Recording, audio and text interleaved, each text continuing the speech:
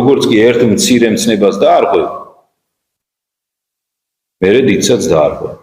გაგახსენებთ ჩვენი დიდი მეფის, ლუარსაბ მეფის შეპასუხებას შაჰ-აბასთან, რომელმაც მას დიდმარხვაში შესთავაზა თევზის ჭამა. მინდა ლუარსაბმა ასეთი სიტყვები უთხრა: დღეს თევზს შემომთავაზებ, ხვალ რწმენის უარყოფას მომთხოვო და უარი განაცხადა და მისი ტანჯვაც აქედან დაიწყო.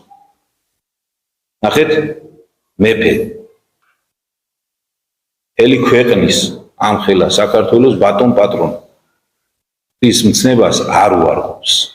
ისეთ მარტივს, რასაც ქვია თევზის ჭამა დიდ მარხვაში. ხომ შეიძლებოდა თანამედროვე ჩვენ ალბათ ესე ვიფიქრებდით ეხლა აი თევზს შევჭამ ეხლა არ აუშავს ხორცი ხო არა. ასე ვიტყოდით და შევჭამთ. მერე ალბათ რწმენასაც უარყოფდით. ლუარსაბ მეფე მესი არ აქნა და იმიტომაც